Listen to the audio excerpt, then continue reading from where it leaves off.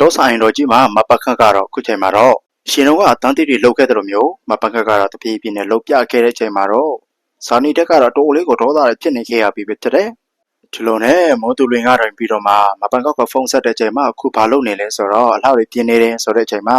မိမတော့ဘာတွေလုပ်နေတာလဲဆိုပြီးတော့မှကိုပြောပြီးတော့မှဘသူအလှတွေပြင်းနေလဲဆိုပြီးတော့မှပြောလိုက်တဲ့အချိန်မှာတော့ငါလို့ရမယ့်ຢာတွေတက်ပလန်ဆွဲနေတဲ့အတွက်မို့လို့အခုလိုမျိုးလုပ်နေရတယ်ဆိုပြီးတော့မှပြောနေခဲ့တာပဲဖြစ်ပါတယ်တန်တီဗီကဆိုင်ကတဲ့မောင်းရတဲ့ချိန်နှစ်သက်တွေတယောက်ဆိုတော့ခုလိုမျိုးပဲဒီဒေါ်ဆိုင်တော်ကြီးကိုပြန်ရောက်တဲ့အချိန်မှာလဲဆိုင်ကတွေစီးပြီးတော့မှကိုပတ်နေခဲ့တဲ့မပကတ်ကိုတော့တွဲတဲ့အချိန်မှာဇာနီတက်ကတော့လေးကိုကြောက်ရွံ့နေခဲ့ရပြီပဲဖြစ်ပါတယ်ဒီလိုနဲ့ခဏဇာနီတက်ကဒေါသတွေဖြစ်နေခဲ့တဲ့အတွက်ကြောင့်မလို့မပကတ်ကလည်းအနေနဲ့ရှောင်နေခဲ့တာပဲဖြစ်ပါတယ်ဒီလိုနဲ့အလောက်တွေပြင်ပြီးတော့အောက်ဆင်းသွားတဲ့အချိန်မှာလဲဇာနီတက်ကမပကတ်ကျွန်တော်ဘာဖြစ်လို့ခဏရှောင်နေရလဲဆိုပြီးတော့ပြောတဲ့အချိန်မှာ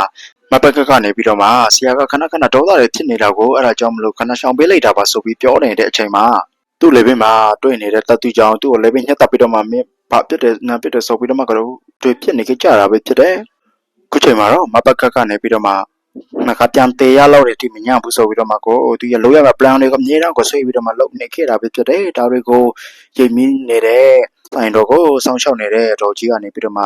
ချောင်းကျနေခဲ့မိဒီဟာပဲဖြစ်ပါတယ်အဲ့ဒါလိုနဲ့ဘသူလာလဲဆိုပြီးတော့မှကိုမပကတ်ကသွားကြည့်တဲ့ချိန်မှာမတွေ့ရတော့ဘူးဆိုပေမဲ့လည်းသူလည်းအမြဲတမ်းသွားသတိလာသတိနဲ့ကိုအမြဲတမ်းရှိနေခဲ့ပြီပဲဖြစ်ပါတယ်